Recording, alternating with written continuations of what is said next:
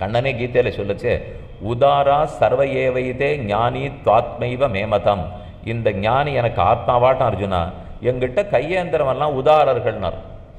கொடுக்குறவன் உதாரணா, கையேந்திரம் உதாரணா? உதாரணா வள்ளல்னு அர்த்தம். யாரை வள்ளல்னு கொண்டாடுவோம்? கொடுக்குறவனை தானே கொண்டாடுவோம். ஆனால் கையேந்து வாங்கிட்டு போகிற நம்மளை பார்த்து கண்ணன் கொண்டாடுறார், இவெல்லாம் பெரிய வள்ளல்னு. அர்ஜுனன் கேட்குறான், கண்ணா நீ வள்ளலா, கையேந்திர நாங்கள் வள்ளலா? அவர் திருப்பி சிரிச்சுட்டே சொல்கிறார், எனக்கு ரொம்ப நாளாக ஒரு குறை அர்ஜுனா, யாரும் என்கிட்ட கை நீட்டி வாங்கிக்கலேன்னு. நீ கை நீட்டின இல்லையா? எனக்கு வள்ளல்ங்கிற பட்டம் இது வரைக்கும் இல்லையே. நீ கை நீட்டினபடியால் தானே எனக்கு வள்ளல்ங்கிற பட்டம் வந்தது. அப்போ எனக்கு வள்ளல்ங்கிற பட்டம் கொடுத்த நீ தான் வள்ளல்னுட்டான். அதனால் கையை ஏந்தினவனா வள்ளலாயிடுவார். இந்த மட்டும் அவரை நாம் கொடுக்க வச்சோமா, யாரும் கையேந்தலைன்னா அவர் யாரு கொடுப்பார்? இதுதான் அவருடைய வருத்தம்.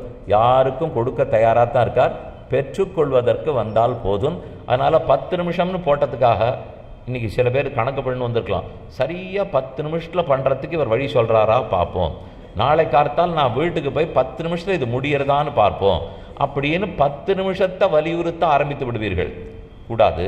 பூஜையே பாராயணத்தை தியானத்தை வலியுறுத்தணும். கூடாது. இந்த 3 நாளையும் திருப்திப்பட போகிற அவர் முகத்தில் வலியுறுத்தணும். 10 நிமிஷத்தை முக்கியமாக பார்க்க போகிறீர்களா, அல்லது 10 நிமிஷத்தில் நான் செய்ய போகிற செயலை முக்கியமாக பார்க்க போகிறீர்களா, அல்லது இந்த செயலால் பெருமாள் ஆனந்தப்பட்டாருங்கிறத முக்கியமாக பார்க்க போகிறோமானால் 3வது தான். அது தெரிஞ்சு கொடுத்தோன்னா அப்புறம் யாரும் தேவையில்லை உங்களுக்கு. அது தெரியாத வரைக்கும் தான் புஸ்தகம், அது தெரியாத வரைக்கும் தான் உபன்யாசகம். அது தெரிஞ்சு போச்சுன்னால் இருக்கவே இருக்க உங்களுக்காச்சு பெருமாளுக்காச்சு. அவர் அவனவனுக்குள்ளே இருக்க போகிறார். அதனால் இந்த அடிப்படையை புரிஞ்சுப்போம். பூஜை வேணுங்கிறது ஸ்லோகத்தில் இருக்குது. அதே மாதிரி தியானம் அனுஸ்மரணம் வேணுங்கிறது இருக்குது. பாராயணம் இருக்கானால் பாராயணத்தை 2 வகையாக சொல்லுவாள். அத்தியனம் பண்ணுறோம் இல்லையா, திருப்பாவை சந்தை சொல்லியிருக்கியா, மார்கழி திங்கள் மதி நிறைந்த நன்னாளால், மார்கழி திங்கள் மார்கழி திங்கள் மார்கழி திங்கள், இதான் சந்தை சொல்கிற வகை. உங்களுக்கும் பல பேர் சொல்லி கொடுத்துருப்பா. நீளாதுங்க ஸ்தனகிரி தடின்னு ஆரம்பிக்கும். அன்னவயல் புதுவை ஆண்டாள் சொல்லி கொடுத்தா நம்ம 3 தரம் திருப்பி சொல்லணும். 10 நாள் சந்தை சொல்லுவார்கள். அதுக்கப்புறம் ஒரு 10 தரம் திருப்பி திருப்பி திருப்பி பாட்டை சொல்லி பார்ப்போம். சொன்னால் மனப்பாடம் ஆடும். இப்படி தான் வேதத்தையும் அத்தியனம் பண்ணுறது. இப்படி தான் திருப்பாவை திருப்பல்லாண்டு திருப்பள்ளேஷியும் அத்தியனம் பண்ணுறது. இந்த அத்தியனத்தை 2 வகையாக சொல்லுவார்கள். ஆனால் ஒரு சுந்தரகாண்டத்தை வச்சு பாராயணம் பண்ணும்போது அத்தியனம் பண்ணுறாப்புல பண்ணுறோமா, சந்தை சொல்லி மனப்பாடம் பண்ணுறோமா? இல்லையே. ஆனால் திருப்பாவை சொல்லச்சே சந்தை சொல்லி மனப்பாடம் பண்ணுறோம்.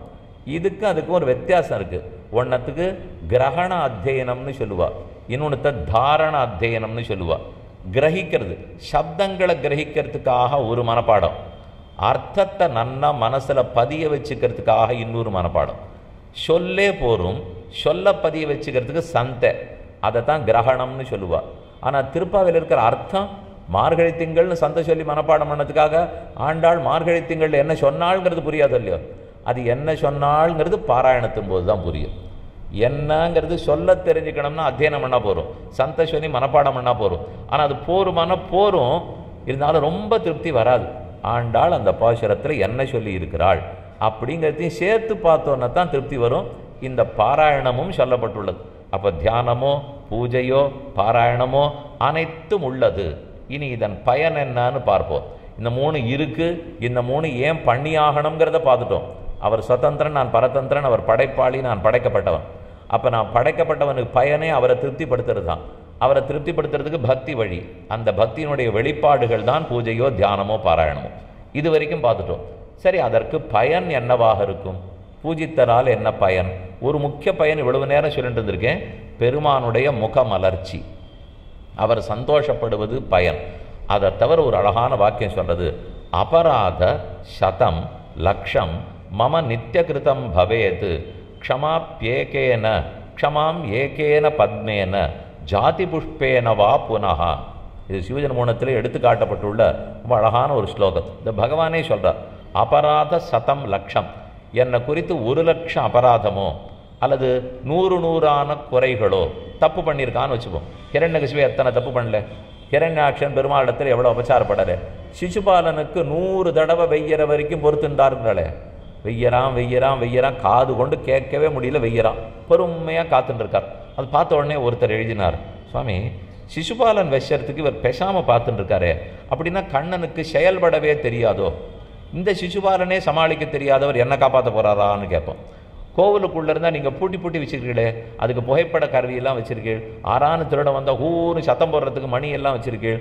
இந்த அளவுக்கு அவரையே காப்பாற்றிக்க தெரியாதவர் என்னையா காப்பாற்ற போகிறார்னால், சிசுபாலனிடத்தில் 100 தடவை வரைக்கும் அவர் பொறுமையாக இருந்தாரோ இல்லையோ, இங்கே இருக்கிற ஒரு 10,000 தடவை வரைக்கும் பொறுமையாக இருக்கார்.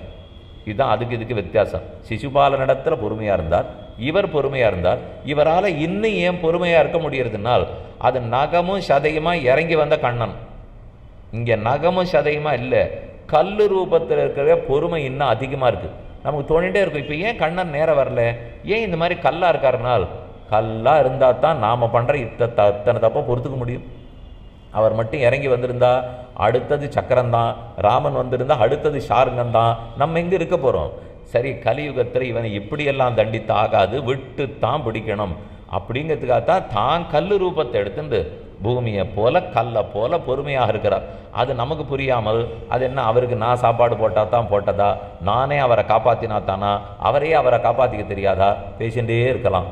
தாராளமாக பண்ண தெரியும், பொறுமை காத்து கொண்டிருக்கிறார். அவர் பொறுமை காப்பதற்காக கையாலாகாதவர் நினச்சிடக்கூடாது. நிச்சயம் எப்போ வேணும்னாலும் நடவடிக்கை எடுப்பார், எடுத்துக்கொண்டு தான் இருக்கிறார். அது நமக்கு புரியாது, நமக்கு தலையில் குட்டு விழுந்துட்டு தான் இருக்குது. அது அவர் குற்றாருங்கிறது தெரிஞ்சிருக்காது. ஏதோ நம்மளா பண்ணிட்டு இருக்க மோக்கம் சுவாதந்திரம் தானே, திரும்ப அதே தானே. அதனால் நினச்சிருக்குமே தவிர வழியும் காட்டுவார். நம்ம போகிற பாதையில் சிலதெல்லாம் தப்பாக இருக்கும், ஏனோ அதை நடவடிக்கை எடுத்தால் மட்டும் நமக்கு ஒழுங்காக நடக்காது. சிலதெல்லாம் ஒரு பெரிய முயற்சி இல்லாட்டா கூட சட்டுன்னு நடந்துடும். இதை பார்த்து நாம் தான் கொஞ்சம் செய்தி தெரிஞ்சுக்கணும். செய்தியை இப்படித்தான் கலியுகத்தில் சொல்லுவார். கிருத்தயுகம் திரேதாயுகமாக இருந்தால் நேரம் வந்து சொல்லிடுவார், கலியுகமாக இருந்தால் கொஞ்சம் மறைச்சு தான் காட்டுவார். இந்த ஸ்லோகத்தை சொல்லிடுறேன். அபராத சதம் லட்சம் மம நித்திய கிருத்தம் பவேது. தினப்படி என்னை குறித்து ஒருத்தன் 1,00,000 தப்பு பண்ணுறான்னு வச்சுப்போம். க்ஷமாமி, அவனை நான் பொறுத்து விடுகிறேன், நான் அவனை மொத்தமாக மன்னிச்சு விடுறேன். ஏகேன பத்மேன ஜாதி புஷ்பேன, ஒரே ஒரு தாமரை பூவை கொண்டு வந்து என் திருவடிகளில் சேர்த்து, ஏதோ தப்பு பண்ணிவிட்டேன், அறியாத்தனத்தால் பண்ணிவிட்டேன், அந்த மன்னிச்சு விடுறியா அப்படின்னு கேட்டுன்னா அந்த நிமிஷமே மன்னித்து விடுகிறேங்கிறார். அப்போ அந்த புஷ்பத்தை இடுவது தானே பூசை. பூசைக்கு பலன் யாது? பண்ண தப்பை மன்னித்து விடுகிறார். இது நேரடியான பலன். 100 தப்பு 1,00,000 தப்பு இருந்தால் கூட க்ஷமாமி, உடனே மன்னிக்கிறேன். ஏகேன ஜாதி புஷ்பேன, ஒரே ஒரு பூவை கொண்டு வந்து என்கிட்ட போட்டால், இந்த இடத்துல நீ கொஞ்சம் உட்கார்ந்து திரும்ப யோசிப்பாருங்க. ஒரு பூவை கொண்டு வந்து என்னிடத்தில் இட்டார்னு சொல்கிறாரே, அது வேண்டாமே. அந்த ஒரு பூவால் கடவுளுக்கு ஒன்றும் ஆக போகிறது இல்லையா? ஒன்றும் ஆக போகிறது இல்லை. அப்போ நான் மனசார தப்பு பண்ணேன்னு நினச்சின்னுட்டு விட்டுட்டா கொடுப்பரா மாட்டாரா சுவாமி? அந்த பூவை கொண்டு போடணும்னு கேட்குறீரே, இந்த பூவை வச்சுன்னு அவர் என்ன பண்ண போகிறார்? ஒன்றும் பண்ண போகிறதில்லை. ஆனால் அது ஏன் பூவை கொண்டு போய் போடணும்னா ஒரு அடையாளம். அடையாளம் இல்லாட்டா நமக்கு புரியாது, அடையாளம் இல்லாட்டா அவருக்கு புரியும். கிருத்தயுகத்தில் இருந்த ரிஷிகள் எல்லாரும் காட்டில் உட்காண்டிருந்தா, அப்போ என்ன இவ்வளோ பெரிய கோவில்கள்லாம் உண்டான்னா? இப்படி கோவில் இப்படி உற்சவம் பிரசாதம்லாம் பார்த்ததில்லை. ஒரு சக்கரை பொங்கல் புளியோரை எலுமிச்சம்பழ சாதம்லாம் காட்டில் இருக்கிற ரிஷிகளுக்கெல்லாம் யாரும் கொடுத்ததா கேள்வியே பட்டதில்லை, ஒரு உபனிஷத்துலையும் இல்லை. ஆனால் அவர்களால் தியானிக்க முடிஞ்சது. இப்போ அதே போல் இன்றைக்கி நம்மளை இருன்னு சொல்லியிருந்தால், பத்திரிக்கை 100 ரூபாய்க்கு போடாட்டா உற்சவமே யாருக்கும் தெரியலேங்கிறா. விளக்கும் புஷ்பமும் 10,000 ரூபாய்க்கு போடாட்டா யாரும் கூட்டமே வரமாட்டேங்கிறது. அந்த பெருமாளா அவர் கொஞ்சம் சாமர்த்தியம் போறாரு சுவாமி, யாரும் அங்கே போகிறதில்லை, இவர் வரப்பிரசாதி, அதனால் ஓஹோன்னு வருங்குவா. இவர் என்னமோ கேட்டால் வரம் கொடுப்பார், ஒன்றும் இருக்காது.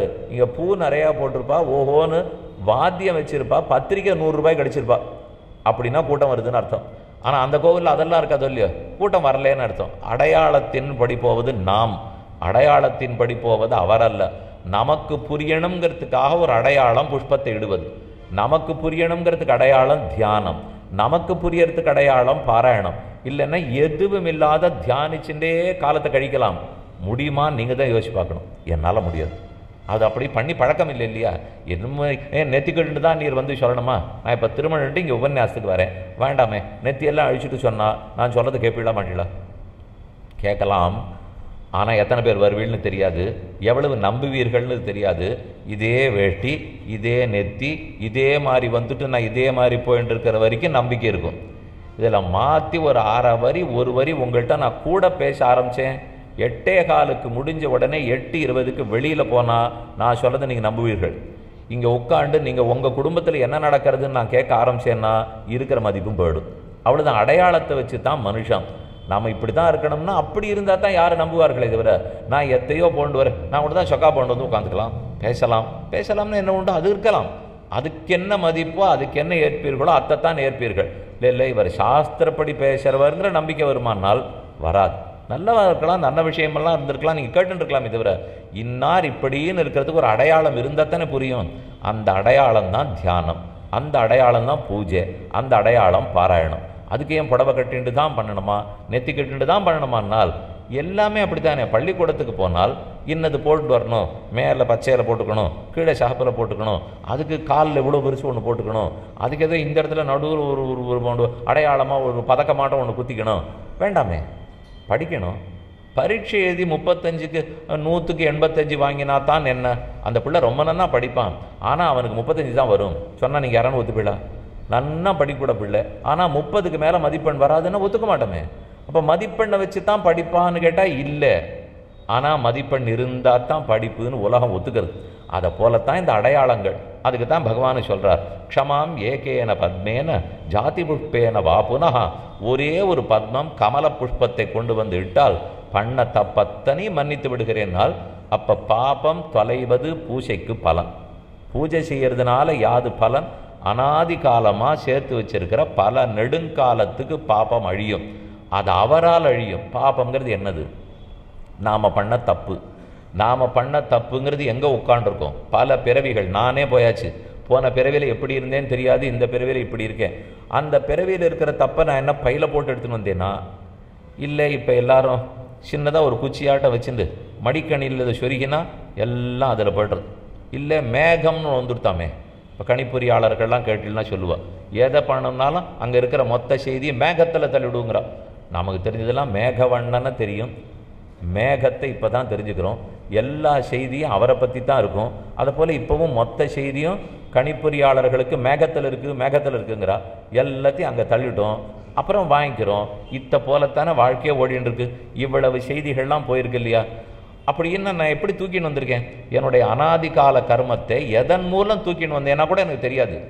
அது இருக்கிறது நான் பண்ண பாபத்தினால பெருமானுடைய திருவுள்ளத்தில் ஒரு சீற்றம், ஒரு கோபம்.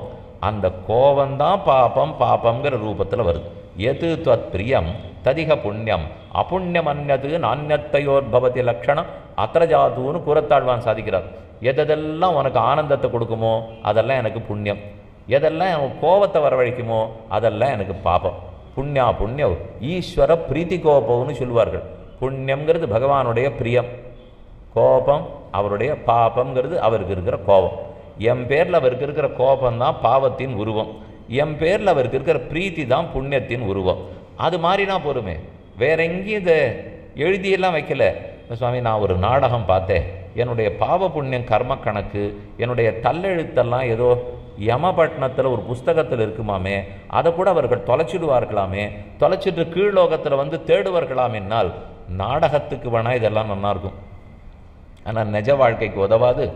ஒரு பிரமாணத்திலையும் இதை போல் ஒரு புஸ்தகம் இருக்கிறதா எங்கேயும் எழுதப்படலை. அப்படி எதுவும் இல்லவும் இல்லை. அவ்வளோ பெரிய புஸ்தகம்லாம் முதல்ல வச்சுக்கவே முடியாது. நாம் எத்தனை பேர், எத்தனை கோடி ஜென்மம் எடுத்திருக்கோம், ஒரு நிமிஷத்துக்கு 10 கோடி தப்பு பண்ணிட்டுருக்கோம். இது இத்தனை ஒரு இடத்துல எழுதி வைக்க முடியுமானால் அது எழுதி வைக்க முடிஞ்சது பெருமானுடைய திருவுள்ளத்தில் மட்டும்தான்.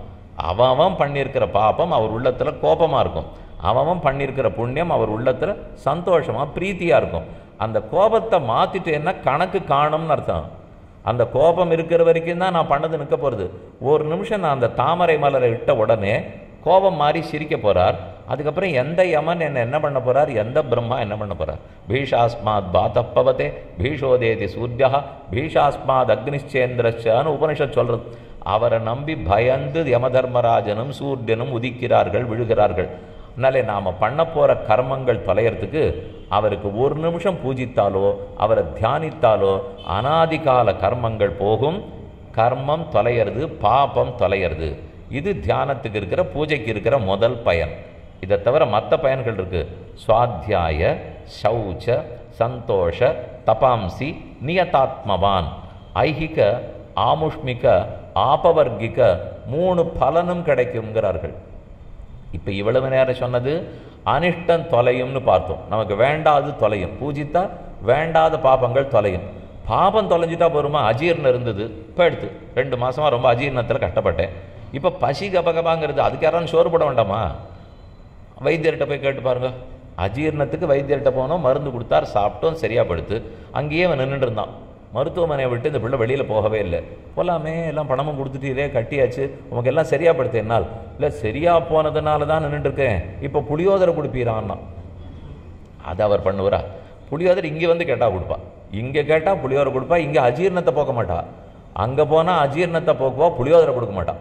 அதனால் அனிஷ்டம் போக்குறது ஒருத்தர், இஷ்டத்தை கொடுக்கறது இன்னொருத்தர். இங்கே பகவான் தான் ரெண்டையுமே பண்ணி ஆகணும். அனிஷ்டத்தையும் அவர் தான் தொலைத்தாகணும், இஷ்டத்தையும் அவர் தான் கொடுத்தாகணும். இப்போ அனிஷ்டம் தொலைத்தது, ஒரு தாமர மலரை இட்டு பூசித்தால் அனிஷ்டங்கிற பாபம் போகும். இனிமே இஷ்டம் எது? இந்த லோகத்தில் ஆனந்தம், இதை விட்டுட்டு அடுத்த லோகத்தில் ஆனந்தம், அதையும் விட்டுட்டு திரும்ப வராத மோக்ஷானந்தம். 3 ஆனந்தம். அதைத்தான் ஐஹிக, ஆமுஷ்மிக, ஆபவர்க்கன்னு சொல்வார்கள். ஐஹிகம்னா இக, இங்கேயே எனக்கு இன்னும் நல்ல சந்தோஷம் வேணும், ஆரோக்கியமாக இருக்கணும், பணங்காசோடு இருக்கணும், கடன் தொல்லை இருக்கக்கூடாது, மதிப்போடு இருக்கணும், சமுதாயத்தில் பேர் இருக்கணும். இதெல்லாம் இங்கே இருக்கக்கூடிய பலன். இல்லை எனக்கு சொர்க்கத்துக்கு போகணும், சந்திரலோகத்துக்கு போகணும், சூரிய லோகத்துக்கு போகணும், விட்டால் கொஞ்ச நாளில் நம்மளை கொண்டு போய் இறக்கி விட்டுட போகிறான். அவ்வளோ நெருக்கமாக வந்துட்டோம். இதுக்கு இன்னும் யாகம் யஜ்யத்துக்கெல்லாம் போக வேண்டாம், வண்டியில் ஏறி உட்காண்டாலே கொண்டு போய் விட்டுடுவா பொருள். இது ஐஹிக பலம், அடுத்தது ஆமுஷ்மிக பலம். ஆனால் எந்த லோகத்துக்கு போனாலும் போனவன் திரும்பி வந்து தான் ஆகணும். திரும்ப வராத முக்தி அடையணும்னா அபவர்க்கம்னு சொல்லுவார்கள். அது முக்திர் மோக்ஷோ மகானந்தகான்னு வைகுந்தத்தை அடைதல். இந்த 3 பலத்தையுமே பூஜையும் கொடுக்கும், பாராயணமும் கொடுக்கும், தியானமும் கொடுக்கும். இதெல்லாம் நல்லது கிடைக்க போகிறது. இவ்வுலக இன்பம், மேலுலக இன்பம், திரும்ப வாராத உலகத்தின் இன்பம், இந்த 3ம் பலமாக கிடைக்கும்.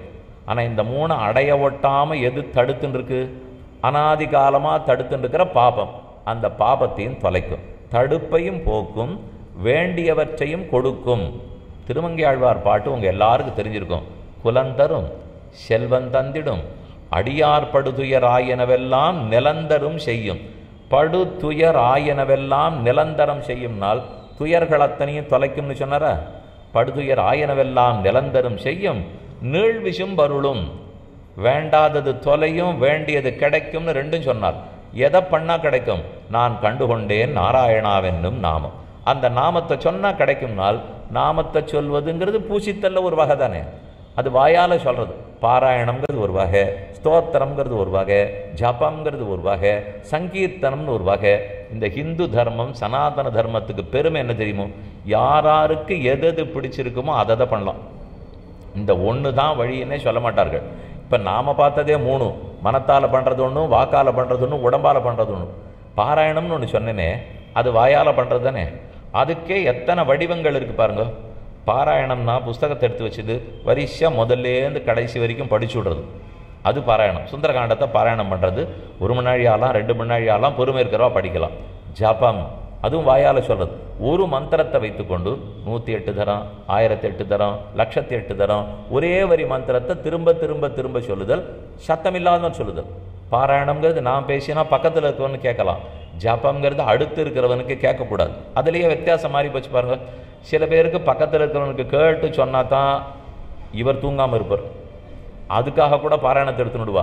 ஜபம் பண்ணுமே, என்னால் பண்ணுவேன், ஆனால் எனக்கு ஒரு கட்டம் சுவாமி, அது ஒரு 10 நிமிஷம் பண்ணுறதுக்குள்ளே கொஞ்சம் கண்ணை அழுத்தும், அதனால் வேண்டாம் நான் பாராயணமே வச்சுக்கிறேன். சத்தம் போட்டு படித்தாலும் அது படிக்கிறதுல 2 வகை உண்டு.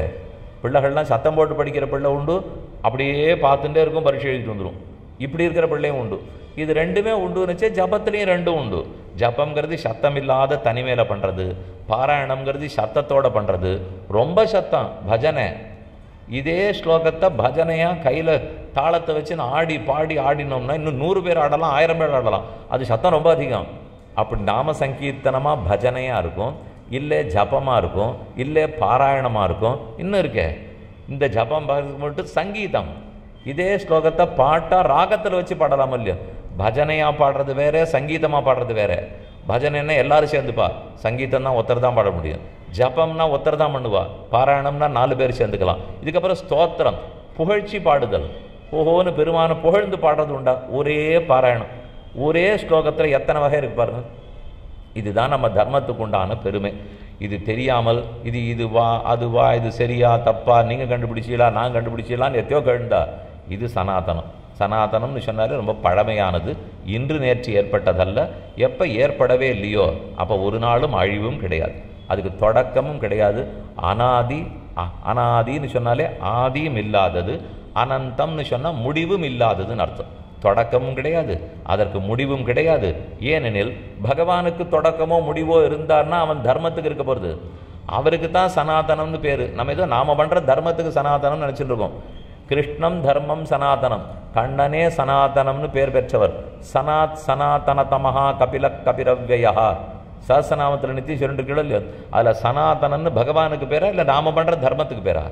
அவருக்கே அது பெயர். அவருக்கு ஆதியும் கிடையாது அந்தமும் கிடையாது, ஆத்மாவுக்கு ஆதியும் கிடையாது அந்தமும் கிடையாது. அதனால் அப்படிப்பட்ட தர்மத்தை தான் பற்றி இருக்கோம். நல்லதெல்லாத்தையும் கொடுக்கிறார், தீயதெல்லாத்தையும் விளக்குகிறார். இப்படி ரெண்டையும் கொடுக்கறது பூஜைக்குண்டான பயன். அதனால் பூஜைக்கு பயன் உண்டான்னு கேட்டீங்கன்னா உண்டு. நல்லதெல்லாம் கொடுக்கும், தீயதத்தனையும் விளக்கும், பாபங்களை தொலைக்கும். இது முதல் கேள்வி என்னன்னு பார்த்தோம். அதுக்கு அடுத்தது உலகமெல்லாம் ஒரு விஷயத்தை சொல்கிறது. ஆனால் நம்ம சம்பிரதாயத்தில் பார்த்தா அப்படி சொல்கிறது இல்லை. எல்லாரும் சொல்கிறது எல்லாத்துக்கும் ஒவ்வொரு நாள்னு வச்சுருக்கா. தாய் அம்மாவுக்கு ஒரு நாள், அப்பாவுக்கு ஒரு நாள், காதலன் காதலிக்கு ஒரு நாள், அவரவர்களுக்கு ஒரு நாள். அது என்னென்னமோ இப்போ நோய்களுக்கெல்லாம் ஒரு நாள் வச்சுருக்கா. இந்த நோய்க்கு ஒரு நாள், ஆசிரியர்களுக்கு ஒரு நாள், எல்லாம் உலகத்தில் வருஷத்துக்கு ஒரு நாள் ஒரு நாள்ங்கிறாளே. ஆனால் நாம் மட்டும் திருப்பாவை நித்தியானுசந்தானம், சந்தியாவந்தனம் நித்திய அனுஷ்டானம், ஜபம் ஓம் நமோ நாராயணாயா நித்திய ஜபம், எல்லாத்தையும் நித்திய நித்தியன்னுடுவா இந்த சம்பிரதாயத்தில். ஆனால் உலகமெல்லாம் பார்த்தா யாரும் நித்திய சொல்கிறதே இல்லை. எல்லாம் வருஷத்துக்கு ஒரு நாள். அதுக்கு ஒரு நல்ல அட்டையை அனுப்பிச்சி விட்டால் போதும். அதோட அம்மாவை மறந்துடலாம், அதோட அப்பாவையும் மறந்துடலாம். நம்ம நாட்டில் இதெல்லாம் ஒரு 30 வருஷத்துக்கு முன்னாடி இந்த மாதிரி கொண்டாடிலாம் நீங்கள் கேள்விப்பட்டிருக்கீங்களா? அடியன் படிக்கிற காலத்தில் நான் பார்த்ததில்லை. ஏதோ அம்மானா விழுந்து வணங்குவோம், அவ்வளவு தான் தெரியும். அவள் சோறு போடுவோம், நான் அவளுக்கு என்னால் முடிஞ்சதை பண்ணியிருக்கேன். ஒரு நாள் புறப்பட்டு போயிட்டா அழுதுருக்கேன், இவ்வளவு தான் யாருக்கு தெரியுமே தவிர இதுக்கு மேலே என்னன்னு நமக்கு தெரியும்? அட்டை கொடுக்கறதுக்கு தெரியுமா? இல்லை நீ தான் எனக்கு எல்லாம், உன்னை அடிக்கடி எல்லாரும் எழுதுறா, உன்னை போல் அம்மா உலகத்திலே இல்லை. இது ஒவ்வொருத்தரும் எழுதினா என்னத்துக்காரு? எல்லாருக்கும் அவ அம்மா எல்லாருக்கும் வசதி தான், அவரவருடைய அப்பா எல்லாருக்கும் ஏற்றம்தான். இதெல்லாம் எங்கோ பார்த்து நாம் கடைப்பிடித்து பிரயோஜனமே இல்லை. நம்ம கலாச்சாரம், நம்ம பாரத கலாச்சாரங்கிறது அனாதி காலமாக இருப்பது. இப்போ பதிலுக்கு வருவோம். எதனால் எல்லாரும் ஒரு நாள் கொண்டாடச்சே, நம்ம மட்டும் பூஜையை தினப்படி பண்ணுறோங்கிறோமே. ஞாயிற்றுக்கிழமை மட்டும்னு போட்டிருந்தீர்னா இன்னும் 10 பேர் வந்திருப்பா சுவாமி. நீர் தினமும் 10 நிமிஷம்னு போடவே கொஞ்சம் ஆள் குறைவாக இருக்குது. அதை விட்டுட்டு ஞாயிற்றுக்கிழமை தோறும் அரை மணின்னு கூட போட்டுக்கோம், நாங்கள் வேண்டான்னு சொல்லலை. ஆனால் விடுமுறை நாட்களினால் இது முதல் தப்பு. அது ஆகவே ஆகாது. எதுவாக இருந்தாலும் தினமும் தான் ஆகும். இதை நானாக சொல்லலை. சாப்பிட்றது தினமும் சாப்பிடுவீளா வாரத்துக்கு ஒரு தரையா? தூங்கிறது தினமும் தூங்குவீளா வாரத்துக்கு ஒரு தரையா? பல்லு தேய்க்கிறது தினமும் தேய்ப்பீளா வாரத்துக்கு ஒரு தரையா? குளிப்பது தினமுமா வாரத்துக்கு ஒரு தடவையா? பண்ணி பார்க்கலாம். பல்ல வாரத்துக்கு ஒரு தடவை தேய்ச்சி பார்க்கலாம். குளிக்கிறது ஒரு வாரத்துக்கு ஒரு தடவை குளிச்சு பார்க்கலாம். இங்கே உட்கார்றதுக்கு பக்கத்தில் யாராலையும் முடியாது. அப்போ நீ இப்போ கூட ஒருத்தர் உட்கார வேண்டாமா?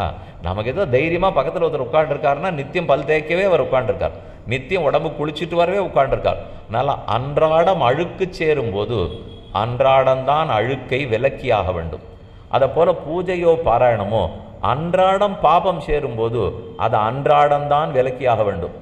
நான் நித்தியப்படி உன்னை சேர்த்துட்டு அப்புறம் விளக்குறேன்னால் வீட்டில் பெருக்கிறது ஒரு வாரத்துக்கு ஒரு தரம் பெருக்குவோமா? அதுவே மாட்டோமே. நிறைய வண்டி போயின்னு இருக்கிற வீதியில் இருக்கிறவாள்கிட்ட கொஞ்சம் பேசி பாருங்க. வாசரேழியை பெருக்கிட்டு உள்ளே வர்றதுக்குள்ளே அது எப்படி தான் குப்பை சத்தம் அடையிறதோ. இங்கே இருக்கிற பெண்கள் பல பேரும் புலம்புவா. அவர் ஏதான உள்ளே அடங்கி இருந்திருந்தா கஷ்டம் இல்லை. வண்டி நிறைய போகிற இடமா இருந்தால் பெருக்கிட்டு வந்தால் திரும்ப வந்துடும். அடிக்கடி பெருக்கித்தான் ஆகணும். இல்லையா மெதுவாக வரலாம். நம்ம பாபத்தை ஒரு நாளைக்கு ஒரு தினம் சேர்க்குறோமா, நிமிஷம் சேர்க்குறோமா, இல்லை வருஷத்துக்கு ஒரு தினம் சேர்க்குறோமா? சேர்க்கறது அந்தந்த நிமிஷம் இருக்கும்போது தொலைப்பது ஒவ்வொரு நாளும் தான் பண்ணியாக வேண்டும். முதல் கருத்து. ரெண்டாவது, அந்த மாதிரி கொண்டாடுறது, தாயாருக்கு தினம், தந்தைக்கு தினம், இந்த மாதிரி தினங்கள் கொண்டாடுறோம் சாதனம் இல்லை. அதை வைத்து கொண்டு எதையும் நம்ம சாதிக்க பார்க்கல. ஆனால் நாம் சொல்கிற பூஜையோ பாராயணமோ தியானத்தை கொண்டு சாதிக்க பார்க்குறோம். இதெல்லாம் நமக்கு சாதனம். சாதனம்னா முறை, மார்க்கம். கர்மயோகம்னு சொல்கிறோமே, அது ஒரு மார்க்கம் தானே. அதனால் ஒன்றை சாதிச்சாகணும். பக்தி யோகத்தால் சாதிச்சாகணும். இப்போ தாய் தினத்தை கொண்டாடி என்ன சாதிக்க போகிறோம்? சாதிக்கிறதுக்கு இல்லை. எங்கள் அம்மா எப்போ 30 வருஷம் ஆச்சு போய் அவளுக்கு ஒரு நன்றி உணர்வு. அதுக்கு தான் எனக்கு வருஷா வருஷம் சாத்தம் இருக்கேன், அவளுக்கு வேண்டிய திதியை நான் பண்ணிட்டு தானே இருக்கேன். இதனால் என்னன்னால் அது அந்த நிமிஷத்தோடு அது முடிஞ்சு போயிடும். ஒரு அட்டையை வாங்கி அவள் பேரை எழுதி அனுப்பிச்சுட்டா, அது எந்த ஊரில் இருக்காளோ, நான் போய் நல்லது பண்ணேனோ இல்லையோ அதுவும் தெரியாது, ஆனால் அனுப்பிச்சு விட்டுட்டா முடிஞ்சிடுமா? அதை போல இல்லையே பாராயணமும் தியானமும் பூஜையும். இதனால் சாதிக்க வேண்டியது நிறையா இருக்குது, சாதனமாக இருக்குது. சாதனம்னு சொன்னாலே தினப்படி தான் பண்ணி ஆகணும். அகரக சந்தியாம் உபாசீதான்னு சொல்லுவார்கள். ஆப்ரயாணாத் உபனிஷத்தே சொல்றது. எது வரைக்கும் பகவானை தியானிக்கணும், எது வரைக்கும் அவன் நாமங்களை சொல்லணும், எதுவரை நீ உபாசிக்க வேண்டும் என்றால் பிரயாணம் புறப்படுற வரைக்கும்ங்கிறது. எங்கள் சுவாமி நான் நாளைக்கு ஊருக்கு போகிறதா இருக்கேன், அந்த பிரயாணம் போகிற வரைக்குமானால் மொத்தமாக ஒரு பிரயாணம் கிளம்ப போகிறோமே அன்னி வரைக்கும் ஆப்ரயாணாத்து அகரஹர் அனுஷ்டீயமான அஹஹா அஹஹா பகல் பொழுது விடிஞ்சா பகல் பொழுது விடிஞ்சா. அதை கண்ணன் கீதையில் 8வது அத்தியாயத்தில் சொல்லும்போது தஸ்மாத் சர்வேஷு காலேஷு மாம் அனுஸ்மர. ஏன்னா அவர் ரொம்ப முக்கியமான ஒரு கருத்து சொல்கிறார். எதை நினைத்து கொண்டு கடைசி நிமிஷத்தில் உயிர் விடுவானோ அவன் அடுத்த பிறவி அதுவாக பிறக்கிறான்னு கண்ணனுடைய பேச்சு. எதை நினைச்சுட்டு உயிரை விடுறையோ அடுத்த பிறவி அது. ஜடபரதர்னு ஒருத்தர் பரதர்னு இருந்தார். அவர் பிரியவர்த்தனுடைய வம்சத்தில் ஆக்னீந்திரன் பிறந்தார், ரிஷபதேவர் பிறந்தார், நாபி பிறந்தார், பரதர் பிறந்தார். அந்த பரதர் கடைசி நிமிஷத்தில் ஒரு மான்குட்டியே நினச்சின்னு உயிரை விட்டார். அடுத்த பிறவி மான்குட்டியாக பிறந்துட்டார். அதனால் என்ன ஆகும்? அப்போ என்ன செய்யுது சுவாமி, இந்த கடைசி நிமிஷத்தில் மான்குட்டி என் கண்டப்படாத இருக்கணும், அப்போ கண்ணன் கண்டப்படணும், அவரை நினச்சிக்கணுமே, அப்போ நான் உயிரை விடணும் என்னால். அப்போ பார்த்து நம்ம உறவுக்காரர்கள்லாம் கண்டப்பட்டுடுவா. மான்குட்டியே தேவையில்லை. அதை காட்டில் இவர்களை பார்த்துட்டு யாரை மறக்கணும்னு நினச்சிருந்தேனோ அவர் வந்து நிற்பார். வந்ததுனால அப்புறம் அடுத்த பிறவி அவரானு தோண்டிடும். இதுக்கு என்ன வழியினால் தஸ்மாத் சர்வேஷு காலேஷு மா மனுஸ்மர. அதனால் முதல்லேருந்து கடைசி நிமிஷம் வரைக்கும் உயிர் பிரியும் வரைக்கும் என்னையே நினைத்து கொண்டுரு. அது ஒன்று தான் வழின்னு விட்டார். அது உண்டா முடியுமான்னு கேட்டால் தினப்படி பண்ணாதான் முடியும். என்னைக்கோ ஒரு நாள் பண்ணால் அது நடக்காது இல்லையா? அதனால் நித்திய அனுஷ்டானம், நித்திய பிரசவம். எதை ஒன்றை சாதிக்கணும்னாலும் அதை அடிக்கடி தான் பண்ணியாகணும், நித்தியம்தான் பண்ணியாகணும். எதுவுமே சட்டுன்னு நடந்துட போகிறதில்லை. ஒரு அனுபவம் அது வேணால் நடக்கும். ஒரு மதிப்பெண் 100க்கு 100 ஒருத்தர் வாங்கினார். கணக்கு பரீட்சையில் ஒரு பிள்ளை 100க்கு 100 வாங்கிட்டு வந்துட்டார். கோப்பையெல்லாம் கொடுப்பா, எல்லாரும் பேட்டி எல்லாம் எடுப்பா, ஓஹோன்னு சால்வையெல்லாம் போத்துவா, நல்லா தான் இருக்கும். ஆனால் அதற்குரிய முயற்சி ஒரு நிமிஷமா, பேட்டி எடுக்கிறது ஒரே நிமிஷம். அன்னைக்கு அப்புறம் அவரை பற்றி யாருமே கேட்க மாட்டான். மறுநாள் பத்திரிகையில் ஒரு பேர் வருமோ? வராது, அன்னியோட முடிஞ்சிடும். ஆனால் அதுக்கு அவன் மெனக்கட்டிருக்கிறது எத்தனை வருஷம்னு கேட்டீங்கன்னா, நான் 4 வருஷம் பண்ணேன். எங்கள் அம்மா முழிச்சிருந்து எனக்கு ராத்திரியெல்லாம் பார்த்து பண்ணா. அதனால தான் என்னால் 100க்கு 100 வாங்க முடிஞ்சுது. எதையும் சாதிக்கணும்னா சாதனை நேரம் பிடிக்கும், கொண்டாட்டம் நேரமே பிடிக்காது. நாம் சொல்கிற தாயாருக்கு ஒரு தினம்ங்கிறதுலாம் கொண்டாட்டம், இதுவரை சாதனம் இல்லை. ஆனால் பாராயணம்ங்கிறது சாதனம், தியானம்ங்கிறது சாதனம், இப்போ நாம சங்கீர்த்தனம்ங்கிறது சாதனம். அதை பண்ண அது நாள் படும். ஒரு பிரசவம்னு எடுத்துப்போம், எல்லாருக்கும் ஆசை தான் இருக்கும், நல்ல குழந்தையாக பெற்றுக்கணும், சந்தோஷமாக குழந்தையோடு இருக்கும். ஆனால் அதுக்கு கல்யாணம் ஆகணும், கருத்தரிக்கணும், 10 மாதம் ஆகணும், மெனக்கட்ட அந்த குழந்தை பிறக்கணும், அதுக்கு இருக்கிற கஷ்ட நஷ்டங்கள்லாம் நம்ம தாண்டணும். அப்புறம் அது 3 வயசுக்கு வந்து அம்மானு கூப்பிடச்சே திருப்தியாக இருக்குமே தவிர, திடீர்னு அம்மானு முதல் நாள் கூப்பிடுன்னா கூப்பிடுமா? செய்யாது. அதற்கு இருக்கிறத பட்டுத்தான் ஆகணும். ஆகவே தியானமாக இருக்கட்டும், பாராயணமாக இருக்கட்டும், பாடுன்னு நான் சொல்ல வரல. ஆனால் நாள் பிடிக்கும், தினமும் தான் பண்ணி ஆகணும்னு சொல்ல வருகிறேன். ஆப்ரயாணாத்து கிளம்பரன்னி வரைக்கும் தியானம் செஞ்சு தான் ஆகணும், பாராயணம் பண்ணித்தான் ஆக வேண்டும். அதனால தான் இது போடப்பட்டது, தினமும்னு சேர்க்கப்பட்டது. இப்போ முதல்ல எந்தெந்த சொல்லுக்கு அர்த்தம்னு பார்த்துருவோம்.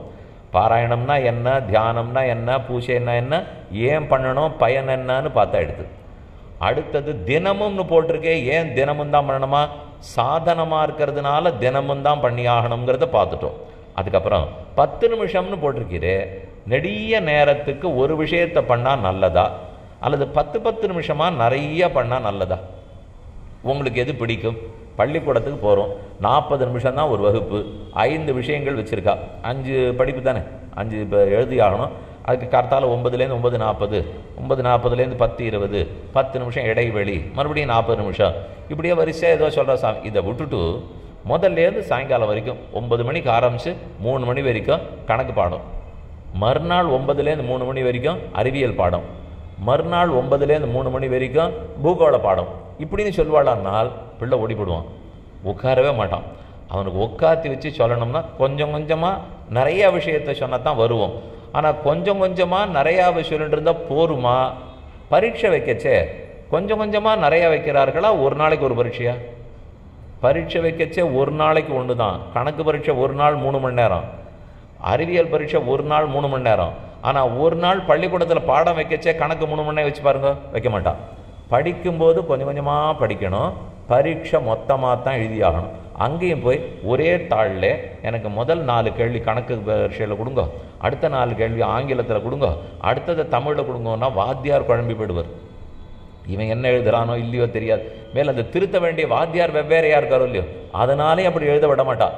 அதே மாதிரி தான் இங்கேயும் இந்த 3ம் சொல்லியிருக்கிறே, 10 நிமிஷங்கிறீரே, ஒரே தியானத்தை நான் 4 மணி நேரம் பண்ணால் போருமா? போரும். அதுவும் சாதனம்தான், அதுவும் பலத்தை கொடுக்கும். நம்மால் முடியாது. ஒரே பாராயணத்தை நான் ஒரு நாள் முழுக்க பண்ணிவிட்டோமா? முடியும், பலத்தை கொடுக்கும். ஆனால் நம்மால் முடியாது. ஒரே பூஜையை 4 மணி நேரம் பண்ணிட்டோமா? முடியும், பலத்தை கொடுக்கும். நம்மால் முடியாது. இது இத்தனைக்கும் பெருமாள் தயார் தான். அவர் தான் வாங்கிக்காமலே கொடுக்க தயார்னு முதல்ல சொல்லிட்டேனே. அப்படி இருந்துச்சு இது 1/2 மணியா 1 மணியா 4 மணியாலாம் வேலை இல்லை. இது நமக்குத்தான் முக்கியத்துவம். நம்மால் முடியாது, நமக்கு அவ்வளவுக்கு மேலே புத்தி போகாது. ஒரு 10 நிமிஷம் இதை பண்ணியா, அடுத்தது இதை பண்ணியா, அடுத்தது இதை பண்ணியா, அப்போ தான் புத்தி போகும். இதுக்குள்ளேயே இதை பிரசாதத்தை சேர்க்க வேண்டியிருக்கு, புஷ்பத்தை சேர்க்க வேண்டியிருக்கு. அதுக்குள்ளே தூபம் தீபம் ஹாரத்தி எல்லாம் சேர்க்கணும். அதுக்கு மணி அடிச்சியாக கேட்கணும், அதுக்கு வேண்டி வாத்தியெல்லாம் வாசியாக கேட்கணும், அதுக்கு பக்கத்தில் இருக்கிறவர்களாம் வரணும், சாத்துமர் பண்ணணும், ஹாரத்தி பண்ணணும். இத்தனையை சேர்த்து வச்சா தான் இவன் கொஞ்ச நேரம் நிற்பான். ஏன் அவ்வளவு தூரம்? அர்ச்சனை 108 திருநாமங்கள். எத்தனை கோவில்களில் இன்னைக்கு ஒரு அர்ச்சனை கொடுத்தா 108 சொல்கிறா? யோசிச்சு பாருங்க. 108 முதல்ல 54 ஆச்சு, 54 27 ஆச்சு, 27 இன்னைக்கு 12ல் நிற்கிறது. வாத்தி அவருக்கு தெரியாதானே சுவாமிக்கு? பண்ணுறவருக்கு தெரியும், ஆனால் எஜமான நிற்க மாட்டேங்கிறானே. இவன் முதல்ல வேத்து கொட்டிருந்தது, இப்போ எல்லாம் குழு வசதியோடு இருக்கார் பெருமாள். அதனால் அதையும் தப்பு சொல்ல முடியாது. முன்னாடியாவது அர்ச்சனை தட்டை கொடுத்துட்டு இவன் வாசலில் வந்து நிற்போம். அர்ச்சகர் கேட்பார், நீர் வேத்து கொட்டின்னு இருக்கிறது போகிறோம், நானும் உள்ளே உட்காந்து கொட்டின்னு இருக்க வேண்டாம், முடிச்சுட்டு பிரசாதம் கொடுச்சே கூப்பிடும், வந்து வாங்கிட்டு போகிறேன்றா. இவ்வளவு தான் இவனுக்கு இருக்கிற பொறுமை. இந்த பொறுமைக்குள்ளே நீ சஹஸ்ரநாம அர்ச்சனை பண்ணுன்னா இவன் நிற்க போகிறானா? நிற்க மாட்டான். அவர் பண்ணுவார். அதுக்காகத்தான் மாற்றி மாற்றி 10 நிமிஷம் அனுசந்தானம் பண்ணு, 10 நிமிஷம் அனுஷ்டானம் பண்ணு, 10 நிமிஷம் தியானம் பண்ணு என்று இதை ஏன் பிரித்து கொடுத்துருக்கார்கள்னால் அப்போ தான் நம்மால் முடியுங்கிறதுக்காக. நகி சர்வோ லௌகிகா புருஷா சஞ்சாத மோக்ஷாபிலாஷா ததானீம் ஏவ ஞானயோகாதிகாரே பிரபவதி. சுவாமி ராமானுஷர் இது அழகாக எழுதி வச்சிருக்கார். நகி சர்வோ லௌகிகா. எத்தனையோ பேருக்கு சட்டுன்னு மோட்சம் போகணும்னு ஆசை வந்துடும்.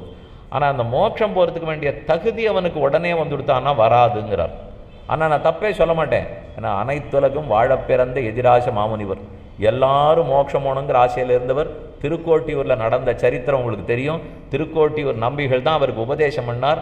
அவரே 18 தடவை நடக்க வச்சு உபதேசம் பண்ணார்.